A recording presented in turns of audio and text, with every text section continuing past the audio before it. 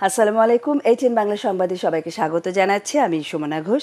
শুরুতেই থাকছে BRB cables সংবাদ শিরোনাম।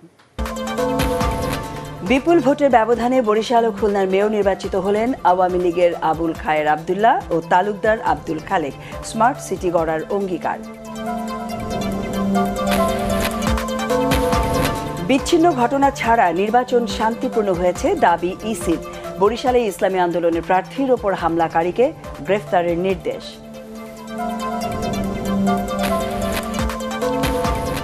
আবার ক্ষমতায় যেতে আওয়ামী লীগ নেতাকর্মীদের ঐক্যবদ্ধভাবে কাজ করার নির্দেশ প্রধানমন্ত্রীর।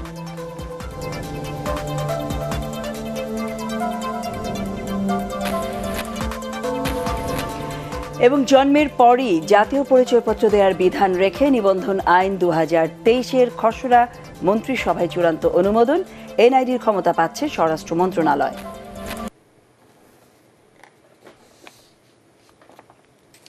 শুনছিলেন বিআরবি কেবল সংবাদ শিরোনাম। এবারে বিস্তারিত সংবাদ।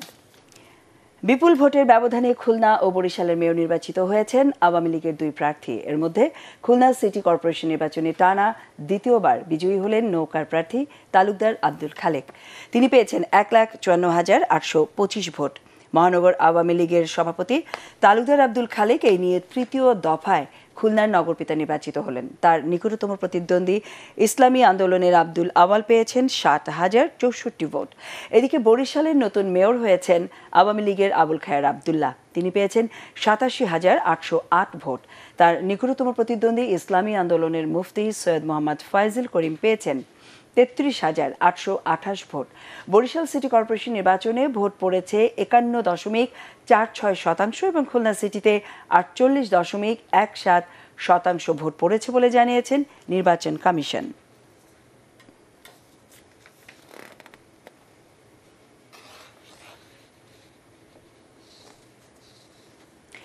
সবাইকে নিয়ে বরিশালকে স্মার্ট সিটি হিসেবে গড়ে তুলতে চান নবনির্বাচিত মেয়র আবুল খায়ের আব্দুল্লাহ খোকন সেরনিয়াবাদ। নগরীর জলাবদ্ধতা ও সুপেয় পানি নিশ্চিত করতে সবচেয়ে বেশি গুরুত্ব দেবেন তিনি। কাজ করতে চান দুর্নীতিমুক্ত থেকে। ATN বাংলাকে একান্ত সাক্ষাৎকারে এসব কথা বলেন বরিশালের নতুন নগরপিতা। হুমায়ুন কবিরের ক্যামেরায় বরিশাল থেকে রিপোর্ট করছেন মাহবুব কবির চপল। বিজয়টা বরিশালবাসীর বিজয়। রাজনীতির বড় মঞ্চে এসেই বাজিমাত করলেন আবুল খায়ের আব্দুল্লাহ। ব্যবসায়ী থেকে হয়ে গেলেন বরিশালের নগরপিতা। একটা হলো জলবদ্ধতা, অনেকটা ক্লিন ইমেজ নিয়ে নগরপিতা নির্বাচিত হলেন আবুল খায়ের আব্দুল্লাহ। বরিশালকেও গড়তে চান ক্লিন সিটি হিসেবে। আমি চাই বরিশাল উন্নয়ন করতে, জনগণের সেবা দিতে, যেটা আমাকে দায়িত্ব দিয়েছে জনগণ, আমার যে প্রত্যাশা নিয়ে দিয়েছে, সুতরাং তাদেরকে অবশ্যই আমি সম্মান দেখাবো। ভোটের আগে থেকেই আলোচনায় ছিল তার ভাতিজা বর্তমান মেয়র সাদিক আব্দুল্লাহর সাথে দ্বন্দ্বের বিষয়টি। তবে এসব ভুলে সবাইকে নিয়ে কাজ করতে চান তিনি। যারাই আছে বরিশালবাসী, প্রতিটা স্তরের মানুষকে নিয়েই আমি চেষ্টা করি।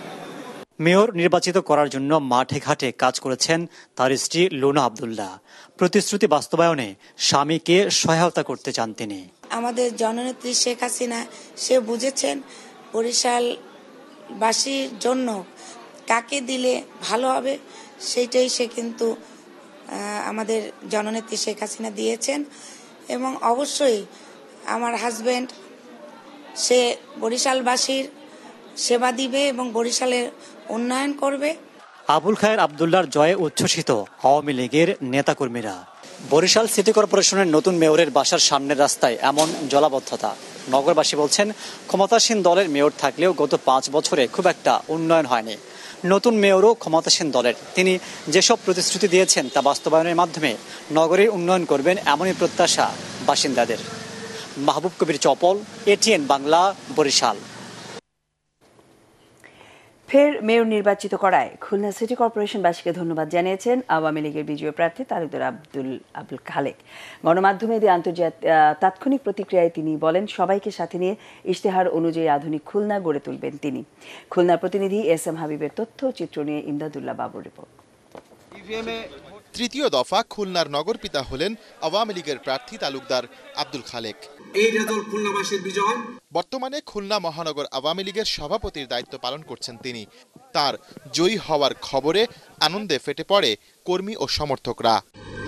তাৎক্ষণিক প্রতিক্রিয়ায় কেসিসির পুনরায় নির্বাচিত মেয়র তালুকদার আব্দুল খালেক তার উপর আস্থা রাখায় ভোটারদের প্রতি কৃতজ্ঞতা জানান। আমি যখন নির্বাচিত হয়েছি, যে আমার প্রতিদ্বন্দ্বী খুলনাবাসী যারা আছে, খুলনা যারা বসবাস করে, সবাইকে নিয়ে আমি খুলনা করতে চাই। তালুকদার আব্দুল খালেক আরও জানান, শহরের নাগরিক সমস্যার সমাধান ও বসবাসযোগ্য পরিচ্ছন্ন নগরী বিনির্মাণে অসমাপ্ত কাজ প্রথমে শেষ করবেন তিনি।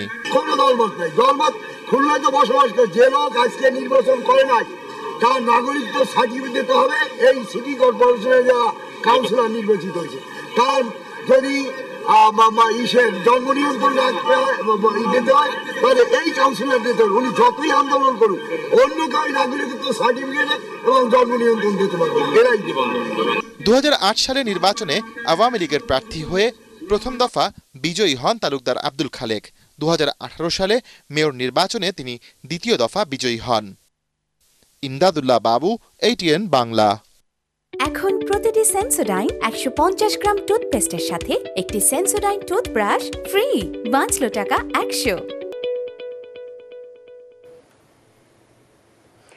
বিক্ষিপ্ত ঘটনা ছাড়া 2 সিটি নির্বাচন সুষ্ঠু ও শান্তিপূর্ণভাবে শেষ হয়েছে বলে দাবি করেছেন প্রধান নির্বাচন কমিশনার কাজী হাবিবুল আওয়াল। ভোট শেষে নির্বাচন কমিশনের সংবাদ সম্মেলনে জানানো হয়, বরিশাল সিটি কর্পোরেশন নির্বাচনে ভোট পড়েছে 51.46% এবং খুলনা সিটিতে পড়েছে 48.17% ভোট। বরিশালে ইসলামী আন্দোলনের মেয়র প্রার্থীর ওপর হামলার ঘটনায় দোষীদের দ্রুত শাস্তির আওতায় আনারও নির্দেশ দেন সিইসি। এছাড়া নির্বাচন পরবর্তী সহিংসতা ঠেকাতে বাড়তি সতর্কতা নেওয়া হয়েছে বলেও জানান তিনি। বিস্তারিত জানাচ্ছেন একরামুল হক সায়েম। একই দিনে অনুষ্ঠিত হলো বরিশাল ও খুলনা সিটি কর্পোরেশন নির্বাচন। ভোটার উপস্থিতি কিছুটা কম হলেও বড় কোনো গোলযোগ ছাড়াই শেষ হয় ভোট গ্রহণ। আর প্রথমবারের মতো 2 সিটি নির্বাচন একই সাথে সিসি ক্যামেরার মাধ্যমে ঢাকা থেকে সরাসরি পর্যবেক্ষণ করে নির্বাচন কমিশন। বিভিন্ন অনিয়মের তথ্য পেয়ে ভোট গ্রহণ কর্মকর্তাদের তাৎক্ষণিক নির্দেশনা দেন সিইসি ও অন্য কমিশনাররা। স্ট্রিক্টলি ইনস্ট্রাক্ট করে দাও সকলকে, প্রিজাইডিং অফিসাররা যেন এইভাবে কোনো সাংবাদিককে যেন বাধা না দেয়। ভোট শেষে নির্বাচনের সার্বিক চিত্র তুলে ধরেন প্রধান নির্বাচন কমিশনার কাজী হাবিবুল আওয়াল। বড় কোনো অনিয়মের ঘটনা না ঘটায় সন্তোষ জানান তিনি। সার্বিকভাবে নির্বাচনগুলো বেশ সুশৃঙ্খল, আনন্দমুখর পরিবেশে হয়েছে। 2-4টি বিচ্ছিন্ন ঘটনা ছাড়া নির্বাচন শান্তিপূর্ণভাবে হয়েছে। খুলনাতে যেটা পেয়েছি, সম্ভাব্য উপস্থিতি এই পর্যন্ত 42% থেকে 45%-এর মধ্যে থাকবে। বরিশালে 50% প্লাস মাইনাস হতে পারে বরিশালে। এ সময় বরিশালে ইসলামী আন্দোলনের মেয়র প্রার্থী মুফতি সৈয়দ ফয়জুল করিমের উপর হামলার ঘটনা নিয়েও কথা বলেন সিইসি। ওনাকে কেউ পেছন দিক থেকে ঘুষি মেরেছে, কাজেই যে ওনার বক্তব্য শুনেছি, উনিও বলেছেন না ভোট বাধাগ্রস্ত হচ্ছে না, আমাকে আক্রমণ করা হয়েছে। এবং আমরা সঙ্গে সঙ্গে খবর নেওয়ার চেষ্টা করেছি, যে দায়ী তার বিরুদ্ধে কঠোর ব্যবস্থা গ্রহণ করার নির্দেশনা দেওয়া হয়েছে। নির্বাচন উত্তর যেন কোনো সহিংসতা না হয়, কোনো রকম উচ্ছৃঙ্খল আচরণ যেন না হয়, কারণ ভোটের ফলাফল ঘোষণার পরে অনেক সময় এই ধরনের ঘটনা ঘটে থাকতে পারে। তো সেই প্রস্তুতি আমাদের রয়েছে। নির্বাচন কমিশনের অস্থায়ী কন্ট্রোল রুমে সকাল 8টা থেকেই সিসি ক্যামেরার মাধ্যমে ভোট পর্যবেক্ষণ করেন সিইসি সহ অন্য কমিশনাররা। ইকরামুল হক সায়েম, ATN বাংলা, ঢাকা। এদিকে বড় ধরনের কোনো সহিংসতা ছাড়াই শেষ হয়েছে বরিশাল ও খুলনা সিটি কর্পোরেশন নির্বাচনের ভোট গ্রহণ। ফলাফল যাই হোক মেনে নেওয়ার কথা জানিয়েছেন 2 সিটির আওয়ামী লীগ মনোনীত প্রার্থীরা। এদিকে বরিশাল সিটি কর্পোরেশন নির্বাচনে হাত পাখা প্রতীকের মেয়র প্রার্থী সৈয়দ মোহাম্মদ ফয়জুল করিমের উপর হামলার অভিযোগ করা হলেও আওয়ামী লীগ তা অস্বীকার করছে। SM হাবিব ও মাহবুব কবির চপলকে সাথে নিয়ে বিস্তারিত জানাচ্ছেন শফিকুল ইসলাম শামীম। বরিশাল সিটি কর্পোরেশন নির্বাচনকে কেন্দ্র করে দেশবাসীর মধ্যে ছিল বাড়তি আগ্রহ। বিএনপির প্রার্থী মাঠে না থাকলেও প্রাচ্যের ভ্যানিস খ্যাত বরিশাল নগরীর নির্বাচন নিয়ে ভোটারদের মাঝেও ছিল টান টান উত্তেজনা। বঙ্গবন্ধুর আপন ভাগিনা আবুল খায়ের আবদুল্লাহ খোকন শ্রেণীবাদ এবার নৌকার মাঝি। অপরদিকে চরমনাই পীরের ছোট ভাই মুফতি ফয়জুল করিম নিজেই হয়েছেন হাত পাখার প্রার্থী। বরিশাল সিটি কর্পোরেশন নির্বাচনে মেয়র পদে প্রতিদ্বন্দ্বিতা করেছেন 7 জন। তবুও শুরু থেকেই আলোচনায় এ দুজন প্রার্থী। সকাল থেকেই উৎসাহ উদ্দীপনার মধ্য দিয়ে ভোট কেন্দ্রে আসেন নগরবাসী। গরম তো এটা ভোট দিতে হলে একটু কষ্ট হইবে, কারণ এটা তো নাগরিক অধিকার, এটা করতেই হবে। ভোট দিয়ে নির্বাচনের ফলাফল মেনে নেয়ার ঘোষণা দেন বরিশাল সিটি কর্পোরেশন নির্বাচনে আওয়ামী লীগ মনোনীত প্রার্থী। এখানে আমার দায়িত্ব থাকবে, সমস্ত নাগরিককেই আমার মূল্যায়ন থাকবে এবং সবাই প্রতি আমি ন্যায় বিচার থাকবে। আমি বরিশালের মানুষের সাথে আছি, থাকবো। কিন্তু শান্তিপূর্ণ পরিবেশের উপর বাগরা বাদে ইসলামী শাসনতন্ত্র আন্দোলনের প্রার্থী ফয়জুল করিমের উপর হামলার ঘটনা তাৎক্ষণিক প্রতিক্রিয়ায় ক্ষোভ প্রকাশ করেন তিনি। আওয়ামী লীগ লোকজন জড়ো হয়ে তারা তর্ক বিতর্ক শুরু করছে। তর্ক বিতর্ক শুরু করার পরে আমাদের লোকজন তর্ক করা শুরু করছে। আমি তাদেরকে যখন সরাইতে গেছি তখন ওই ফাঁকি তারা আমাকে হামলা করছে। তবে আওয়ামী লীগের পক্ষ থেকে বলা হয়েছে এই ঘটনার সাথে তাদের কোনো নেতাকর্মী জড়িত নয়। এদিকে কঠোর নিরাপত্তার মধ্য দিয়ে শান্তিপূর্ণ পরিবেশে খুলনা সিটি কর্পোরেশন নির্বাচনে 289টি কেন্দ্রে ভোট গ্রহণ শেষ হয়েছে। সকালে ভোটার উপস্থিতি কম থাকলেও দুপুরের পর ভোটারদের উপস্থিতি কেন্দ্রগুলোতে বাড়তে থাকে। অধিকাংশ কেন্দ্রই মহিলা ও তরুণ ভোটারদের উপস্থিতি ছিল চোখে পড়ার মতো। কেন্দ্রগুলো সিসি ক্যামেরার আওতায় থাকার কারণে কোনো ধরনের বিশৃঙ্খলা তৈরি হয়নি। ভোটাররা যেমন শান্তিপূর্ণ পরিবেশে ভোট দিতে পেরেছিলেন সন্তুষ্ট, তেমনি প্রার্থীরাও গুরুতর কোনো অভিযোগ আনেননি। খুলনা সিটি নির্বাচনে মেয়র পদে অংশ নেন 5 জন প্রার্থী। সাবেক মেয়র তালুকদার আব্দুল খালেক এবারও আওয়ামী লীগের মেয়র প্রার্থী ছিলেন। আমার মনে হয় যে একটা সুন্দর পরিবেশে ভোট চলছে। জনগণ যে রায় দেবে সেই রায় মেনে নেবো, এই মানসিকতা আমাদের আছে। এখানে কোনো কারচুরি আছে কিনা আমার সন্দেহ হচ্ছে যে কারচুরি হতে পারে। বরিশাল ও খুলনা সিটি কর্পোরেশন নির্বাচনে সবগুলো কেন্দ্রেই ইভিএম এর মাধ্যমে ভোট অনুষ্ঠিত হয়। প্রথমবারের মতো ইভিএমে ভোট দেওয়ার কারণে অনেকে ধীরগতির অভিযোগ তুললেও সবাই ছিলেন সন্তুষ্ট। শফিকুল ইসলাম শামীম, এটিএন বাংলা। আগামী জাতীয় নির্বাচনের মাধ্যমে দলকে আবারও ক্ষমতায় আনতে আওয়ামী লীগের নেতাকর্মীদের ঐক্যবদ্ধভাবে কাজ করার আহ্বান জানিয়েছেন প্রধানমন্ত্রী শেখ হাসিনা। তিনি বলেন, আওয়ামী লীগ বাদে অন্য কেউ ক্ষমতায় এলে দেশ ধ্বংস হয়ে যাবে। গণভবনে ঢাকা মহানগর উত্তর আওয়ামী লীগের নেতাকর্মীদের সভায় তিনি এসব কথা বলেন। শেখ হাসিনা বলেন, 2009 সাল থেকে এই পর্যন্ত আওয়ামী লীগ ধারাবাহিকভাবে ক্ষমতায় আছে বলেই দেশের যে পরিবর্তন তা দৃশ্যমান হয়েছে। সরকারের ধারাবাহিকতা বজায় রাখতে না পারলে গত 14.5 বছরে যে উন্নয়ন হয়েছে তার সবকিছুই ধ্বংস হয়ে যাবে উল্লেখ করেন তিনি। আন্তর্জাতিক চক্রান্তের কথা উল্লেখ করে প্রধানমন্ত্রী আরও জানান, যাদের উস্কানিতে বিএনপি আজ আস্ফালন করছে তারা তাদেরকে ক্ষমতায় বসাবে না, শুধু ব্যবহার করবে। এ সময় সরকারের উন্নয়ন কাজগুলো মানুষের কাছে পৌঁছে দেওয়ার পাশাপাশি জনগণের আস্থা ও বিশ্বাস অর্জনে নেতাকর্মীদের নির্দেশ দেন তিনি। একই সাথে আওয়ামী লীগকে যে আবারও ক্ষমতায় আনা দরকার তা জনগণের কাছে তুলে ধরার কথা বলেন প্রধানমন্ত্রী। এ সময় ঢাকার 17 আসনের উপনির্বাচনে দলের মনোনীত প্রার্থী মোহাম্মদ এ আরাফাতকে সবার সাথে পরিচয় করিয়ে দিয়ে নৌকার বিজয় নিশ্চিতে কাজ করার কথা বলেন আওয়ামী লীগ সভাপতি।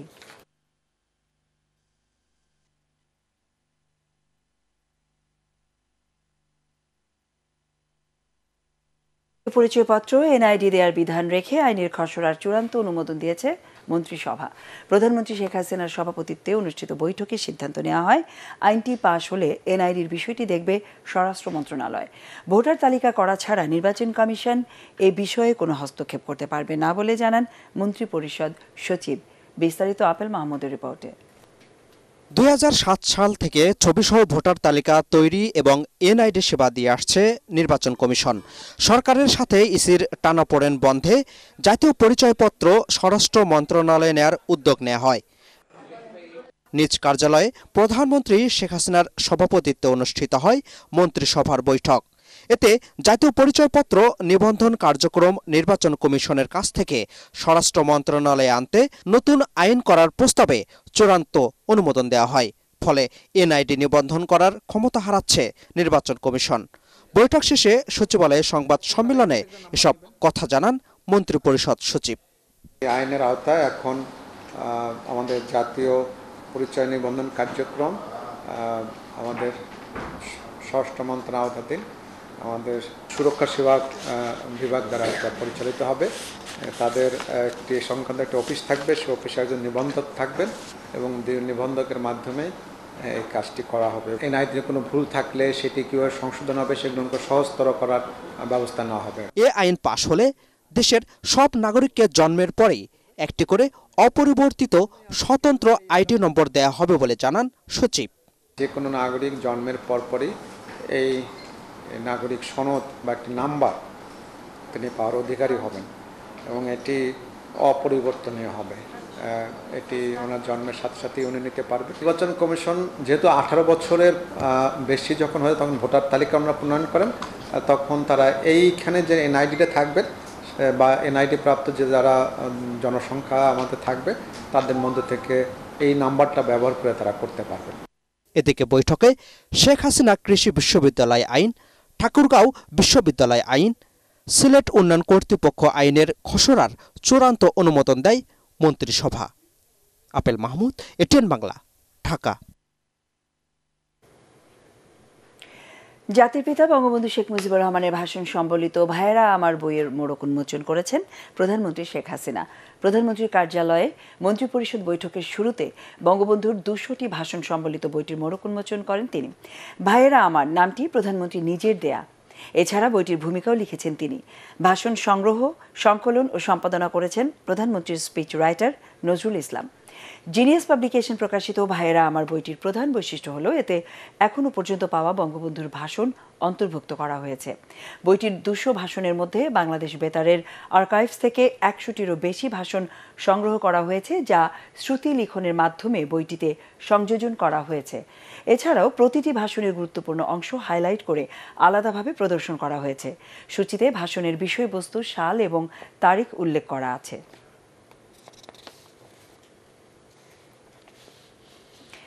পরপর 3 সিটি কর্পোরেশন নির্বাচনে ভোটার উপস্থিতি নির্বাচনের উপর সাধারণ মানুষের আস্থার প্রতিফলন বলে মন্তব্য করেছেন আওয়ামী লীগের সাধারণ সম্পাদক ওবায়দুল কাদের। রাজধানী পল্লবীতে ঢাকা মহানগর উত্তর যুবলীগের 6টি ওয়ার্ডের ত্রিবার্ষিক সম্মেলনে তিনি এমন দাবি করেন। যেহেতু তত্ত্বাবধায়ক সরকার আদালত বাতিল করেছে, তাই বিএনপিকে আদালতে যাওয়ার পরামর্শ দেন ওবায়দুল কাদের। ফজলে রাব্বির রিপোর্ট। ঢাকা 16 সংসদীয় আসনের যুবলীগের 6টি ওয়ার্ড ইউনিটের ত্রিবার্ষিক সম্মেলনে উদ্বোধন করেন সংগঠনটির চেয়ারম্যান শেখ ফজলে শামস পরশ। উদ্বোধনী বক্তব্যে তিনি দাবি করেন, বিদেশে বসে বিএনপির ভারপ্রাপ্ত চেয়ারম্যান তারেক রহমান দলের নেতাকর্মীদের সাথে প্রতারণা করছেন। প্রকৃত নেতা হলে তো নিজে এসে সম্মুখ যোদ্ধা হিসাবে মিছিল সমাবেশে অংশগ্রহণ করত কর্মী সমর্থকদের সাথে। সম্মেলনে আওয়ামী লীগ সাধারণ সম্পাদক ওবায়দুল কাদের দাবি করেন, বিএনপি ভেবেছিল তারা নির্বাচনে অংশ না নিলে মানুষ ভোট কেন্দ্রে আসবে না, কিন্তু পরপর 3 সিটি কর্পোরেশন নির্বাচন বিএনপির দাবি ভুল প্রমাণ করেছে। আগ্রহ নেই, আপনারা নাই বলে ভোটার আসবে না, এই দুঃস্বপ্ন আর ফকুল সাহেব দেখলাম। দুঃস্বপ্ন অনেক দেখেছে, অনেক দিবা স্বপ্ন দেখেছে। জাতীয় পার্টির মহাসচিব মুজিবুল হক চুন্নুর সাম্প্রতিক এক বক্তব্যের সমালোচনা করেন আওয়ামী লীগ সাধারণ সম্পাদক। ইদানিং ফখরুল ওনার উপর আসর করেছে, তাই হঠাৎ বলে দিলেন যে আমাদের অজান্তে বাংলাদেশ শ্রীলঙ্কা হয়ে গেছে। কিভাবে দেশ চালিয়েছেন ভুলে গেছেন। শিগগিরই দেশে বিদ্যুৎ ঘাটতি কমে আসবে, সেই সাথে দ্রব্যমূল্যের দামও কমে আসবে বলে জানান ওবায়দুল কাদের। ফজলে রাব্বি, এটিএন বাংলা, ঢাকা। ঢাকা চিড়িয়াখানায় হায়নার কামড়ে হাত ছিন্ন শিশু সাইদের সার্বিক খোঁজখবর নেওয়া সহ তার পরিবারকে আর্থিক সহায়তা দিয়েছেন তথ্য ও সম্প্রচার মন্ত্রী ডক্টর হাসান মাহমুদ। বিকেলে প্রধানমন্ত্রীর বিশেষ সহকারী ব্যারিস্টার বিপ্লব বড়ুয়াকে সাথে নিয়ে রাজধানীর পঙ্গু হাসপাতালে চিকিৎসাধীন শিশু সাইদকে দেখতে যান তিনি। পরে সাংবাদিকদের তথ্যমন্ত্রী বলেন, বিষয়টি প্রধানমন্ত্রীর নজরে এসেছে। তদন্তে কর্তৃপক্ষের গাফিলতি পাওয়া গেলে তাদের বিরুদ্ধে শাস্তিমূলক ব্যবস্থা নেওয়া হবে। একই সাথে এই ধরনের ঘটনা যাতে পুনরাবৃত্তি না ঘটে সেজন্য কর্তৃপক্ষের পাশাপাশি অভিভাবকদেরও সচেতন থাকার আহ্বান জানান হাসান মাহমুদ। গত 8 জুন শিশু সাইদকে নিয়ে জয়দেবপুর থেকে মিরপুর চিড়িয়াখানা ঘুরতে গিয়েছিলেন তার বাবা মা। এক পর্যায়ে হায়েনার খাঁচায় হাত ঢুকিয়ে দিলে মুহূর্তের মধ্যে সেই হায়েনার কামড়ে শিশু সাইদের ডান হাত কনুই থেকে বিচ্ছিন্ন হয়ে যায়। তদন্ত কমিটিতে যাদের গাফিলতি পাওয়া যাবে তাদের বিরুদ্ধে শাস্তিমূলক ব্যবস্থা গ্রহণ করা হবে। বিষয়টি মাননীয় প্রধানমন্ত্রীর নজরে এসেছে। আমরা আসলে তার প্রতি সমবেদনা জানাতে এসেছি। মাত্র 2 বছর 3 মাস বয়স, বড় হলে তখন তাকে কৃত্রিম হাত লাগানো সম্ভব হবে। এখনই লাগালে সেটা ঠিক হবে না, ডাক্তারদের অভিমত। আন্তর্জাতিক চাপের কারণেই সরকার জামাতকে সমাবেশের অনুমতি দিতে বাধ্য হয়েছে বলে দাবি করেছেন বিএনপির স্থায়ী কমিটির সদস্য গয়েশ্বর চন্দ্র রায়। জিয়াউর রহমানের মৃত্যুবার্ষিকী উপলক্ষে জাতীয় প্রেস ক্লাবে আলোচনা সভায় তিনি এই দাবি করে বলেন, চাপ নেই বললেও দেশ বিদেশের চাপে বেসামাল হয়ে পড়েছে সরকার। সংলাপ প্রসঙ্গে তিনি বলেন, 10 দফা দাবি মেনে নিলেই কেবল তত্ত্বাবধায়ক সরকার ইস্যুতে সংলাপ হতে পারে। জামাতকে সরকার অনুমতি দিতে বাধ্য হয়েছে। এক ভিসা স্যাংশনে ঠিক সকলেরই কিন্তু সকাল বিকাল দুপুর পেশায় মারতে হয়। এখন তো আপনাদের বিলাপের সময়, আপনারা সংলাপ করবেন। সুতরাং এই সংলাপের পরিসমাপ্তিটা কি? শেখ হাসিনা যদি বুদ্ধিমতী হয়, দল কথা মেনে নেওয়া। ঋণ জালিয়াতির 59 মামলায় বেসিক ব্যাংকের সাবেক চেয়ারম্যান আব্দুল হাই বাচ্চু সহ 147 জনের বিরুদ্ধে চার্জশিট অনুমোদন দিয়েছে দুর্নীতি দমন কমিশন। এর মধ্যে বাচ্চু সহ ব্যাংক কর্মকর্তা 46 জন ও ব্যাংকটির গ্রাহক 101 জন। সংবাদ ব্রিফিংয়ে দুদক সচিব মাহবুব হোসেন এসব তথ্য জানান। এ সময় তিনি আরও বলেন, কোনো চাপে নয়, আব্দুল হাই বাচ্চুর সংশ্লিষ্টতা পাওয়ায় তাকে অভিযুক্ত করা হয়েছে।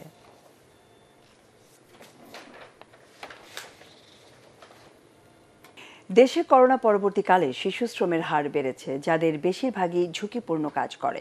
বেঁচে থাকার তাগিদে পিছিয়ে পড়া পরিবারের শিশুরা কাজের জন্য ভিড় করছে বড় বড় শহরে। তাদের জীবনমান রক্ষায় শিশু শ্রম নিরসন ও পুনর্বাসনে 2,500 কোটি টাকার একটি প্রকল্প শুরু করেছে সরকার। তবে শিশু অধিকার রক্ষায় আলাদা সংস্থা স্থাপনের দাবি জানিয়েছেন বিশ্লেষকরা। শারফুল আলমের রিপোর্ট।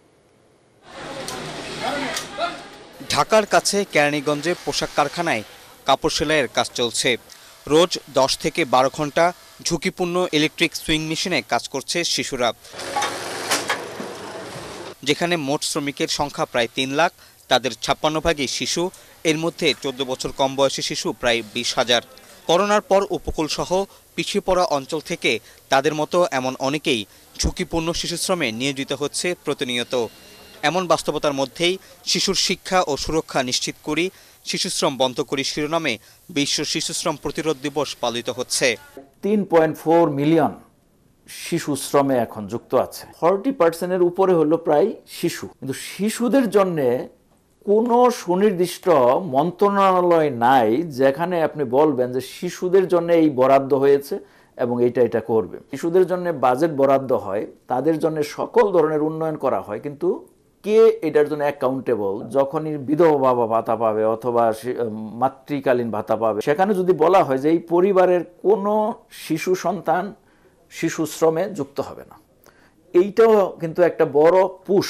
পরিসংখ্যান ব্যুরোর তথ্য অনুযায়ী দেশে প্রায় 17 লাখ শিশু শ্রমিকের মধ্যে 12 লাখই ঝুঁকিপূর্ণ কাজে নিয়োজিত। তবে এই সংখ্যা আরও বেশি। বিবিএসের হিসাবে ঝুঁকিপূর্ণ কাজ করা শিশুদের 33 ভাগ কাজ করে ঢাকা, চট্টগ্রাম ও গাজীপুর সিটি কর্পোরেশন এলাকায়। 2025 সালে তো আমাদের টার্গেট, ফিজিবিলিটি স্টাডির পরে আমরা একটা মেগা প্রকল্প নিব। এটা ডিপিপি আমরা তৈরি করার পর্যায়ে আছি। সেটা 2,500 কোটি টাকার প্রকল্প হবে এবং প্রাথমিক পর্যায়ে এটার নাম হলো শিশু শ্রম নিরসন ও পুনর্বাসন প্রকল্প। প্ল্যানিং কমিশন থেকে আমাকে নিশ্চয়তা দেওয়া হয়েছে যে এটা ফেজ বাই ফেজ করতে হবে। প্রথম ফেজে হয়তো আমরা 550 কোটি টাকা পাবো। 2025 সালের মধ্যে সব ধরনের শিশু শ্রম বন্ধ করতে চায় সরকার। এজন্য ধাপে ধাপে শিশু শ্রম কমিয়ে আনা হবে বলে জানিয়েছেন নীতি নির্ধারকরা। শারফুল আলম, এটিএন বাংলা, ঢাকা। ধর্মীয় নানা মাঙ্গলিক অনুষ্ঠানের মধ্য দিয়ে চট্টগ্রামের বাঁশখালীতে পালিত হয়েছে ঋষিধাম ও তুলসীধামের মহন্ত শ্রীমৎ স্বামী সুদর্শনানন্দপুরী মহারাজের 82তম জন্ম উৎসব। এই উপলক্ষে বাঁশখালী ঋষিধামে শ্রীগুরু সংঘের আয়োজনে দিনব্যাপী মঙ্গল আরতি, শ্রী গুরু পূজা, শিশু উৎসব, ঋষি সম্মেলন সহ বিভিন্ন অনুষ্ঠানমালার আয়োজন করা হয়। অনুষ্ঠানে দেশের বিভিন্ন ধর্মীয় প্রতিষ্ঠানের মহন্তগণ উপস্থিত ছিলেন। শ্রীগুরু সংঘের সভাপতি চন্দন সিনহার সভাপতিত্বে অনুষ্ঠানমালায় উৎসব উদযাপন পরিষদের আহ্বায়ক চন্দ্রশেখর মল্লিক, শ্রীগুরু সংঘের সাধারণ সম্পাদক বিমল কান্তি দেব, লায়ন রাজীব সিনহা, বাসুদেব সিনহা ও স্থানীয় চেয়ারম্যান সহ বিপুল সংখ্যক ধর্মপ্রাণ মানুষ অংশ নেন। এই উপলক্ষে লোকজ মেলার আয়োজন করা হয়। আল আরাফা ইসলামী ব্যাংক অর্থ সংবাদ।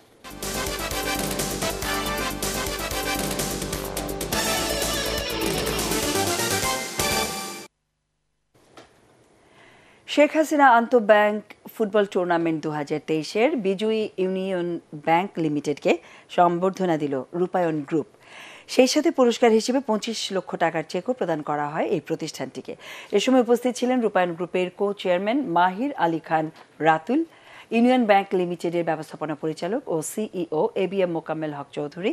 এছাড়া উভয় প্রতিষ্ঠানের কোচ, ম্যানেজার, খেলোয়াড় সহ ঊর্ধ্বতন কর্মকর্তারা উপস্থিত ছিলেন।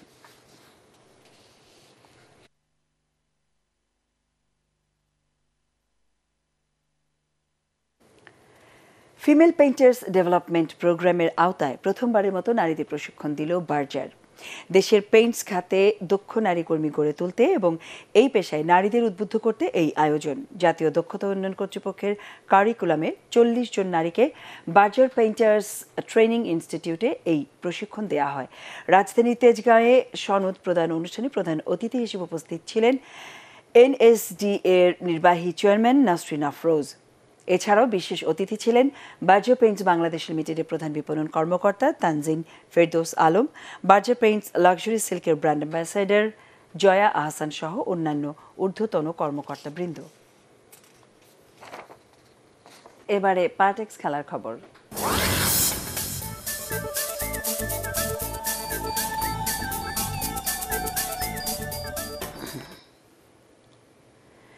আফগানিস্তানের বিপক্ষে নিজেদের পরিকল্পনা অনুযায়ী খেলাকে গুরুত্ব দিচ্ছে বাংলাদেশ। মিরপুরে একমাত্র টেস্টকে সামনে রেখে আনুষ্ঠানিক সংবাদ সম্মেলনে এমনটা বললেন অধিনায়ক লিটন দাস। এ সময় সফরকারী দলের অধিনায়ক হাশমতুল্লাহ শহীদী জানান, রশিদ খানকে ছাড়াও তার দলে ম্যাচ জেতানোর ক্রিকেটার রয়েছে। 14 জুন মুখোমুখি হবে এই দুদল। SM আশরাফের রিপোর্ট। বাংলাদেশ শিবিরে দুশ্চিন্তা, পিঠের ব্যথায় ভুগছেন তামিম ইকবাল, তাই তাকে পাওয়া নিয়ে এই শঙ্কা। সাকিব আল হাসানের পর তামিম ইকবালও খেলতে না পারলে অধিনায়কের কপালে তো চিন্তার ভাঁজ পড়বেই, যদিও এখনও আশা ছাড়েননি লিটন দাস। তামিম ভাই বিষয়টা যেটা বলেন, এটা সম্পূর্ণ মেডিকেল টিম দেখবে। অবভিয়াসলি তামিম ভাই যদি ফিট থাকে, নো ডাউট তিনি ম্যাচ খেলবেনি। তো এটা ডিপেন্ড করতেছে যে উনি ফিট কি না, এটা মেডিকেল টিম ডিসাইড করবে। টেস্টে অধিনায়ক হিসেবে প্রথমবার মাঠে নামার আগে লিটনকে মনে করিয়ে দেওয়া হলো 2019-এ দুদলের একমাত্র সাক্ষাতে লজ্জার পরাজয় বরণ করতে হয়েছিল স্বাগতিকদের। তবে অতীত নিয়ে মাথা ঘামানোর পক্ষে নন তিনি। তাদের থেকে অবশ্যই আমরা একদিক দিয়ে ভালো যে আমরা অনেকদিন ধরে টেস্ট ক্রিকেট খেলতেছি, ম্যাচুরিটি লেভেলটা আমাদের অনেক বেশি, কারণ আমরা প্লেয়াররা অনেক টেস্ট ক্রিকেট খেলি এখন। বাট তারপর দিন শেষে আপনি যখন মাঠে ভালো পারফর্ম না করবেন, এক্সিকিউশন না করবেন, তখন কিন্তু জিনিসটা নেগেটিভ রোল প্লে করে। তো অবশ্যই তাদের যে জিনিসটা বললেন যে তাদের প্লেয়ারদের সম্বন্ধে আইডিয়া আমাদের খুব কম, কারণ ম্যাক্সিমাম প্লেয়ারই খেলেছে ওয়ানডে, T20 ফরম্যাট। তো এইটা দিয়ে টেস্ট ক্রিকেট আসলে জাজ করাটাও খুব ডিফিকাল্ট। তো দেখা যাক, আমাদের মাথায় একটা প্ল্যান আছে, যদি আমরা এক্সিকিউশন করতে পারি ঠিক মতো, তাহলে অবশ্যই রেজাল্ট ভালো কিছু হবে। অভিজ্ঞতার বিচারে নিজ দলকে এগিয়ে রাখছেন লিটন। অন্যদিকে আফগানিস্তান অধিনায়ক বলছেন, রশিদ না থাকলেও নতুনরাই চমকে দিতে পারেন বাংলাদেশকে। Rashid is one of the main bowler in our team. He did very good in the past in test games, but still we have another bowlers, another options, match winners. বৃষ্টির কারণে এদিন নির্ধারিত অনুশীলন বাতিল করে বাংলাদেশ ক্রিকেট দল। SM Ashraf, ATN Bangla, Dhaka. সংবাদ শেষ করব তার আগে BRB কেবল সংবাদ শিরোনাম আরও একবার। বিপুল ভোটের ব্যবধানে বরিশাল ও খুলনার মেয়র নির্বাচিত হলেন আওয়ামী লীগের আবুল খায়ের আব্দুল্লাহ ও তালুকদার আব্দুল খালেক। স্মার্ট সিটি গড়ার অঙ্গীকার। বিচ্ছিন্ন ঘটনা ছাড়া নির্বাচন শান্তিপূর্ণ হয়েছে দাবি ইসির। বরিশালে ইসলামী আন্দোলনের প্রার্থীর ওপর হামলাকারীকে গ্রেফতারের নির্দেশ।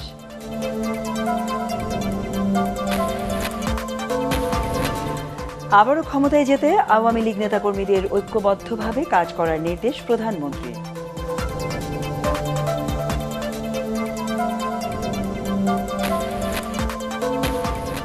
এবং জন্মের পরেই জাতীয় পরিচয়পত্র দেওয়ার বিধান রেখে নিবন্ধন আইন 2023-এর খসড়া মন্ত্রিসভায় চূড়ান্ত অনুমোদন। এনআইডির ক্ষমতা পাচ্ছে স্বরাষ্ট্র মন্ত্রণালয়। আমাদের পরের সংবাদ দেখার আমন্ত্রণ জানিয়ে এখনকার মতো শেষ করছি ATN বাংলা সংবাদ। ইউটিউবে দেখতে ব্রাউজ করুন youtube/ATN বাংলা নিউজ। ধন্যবাদ।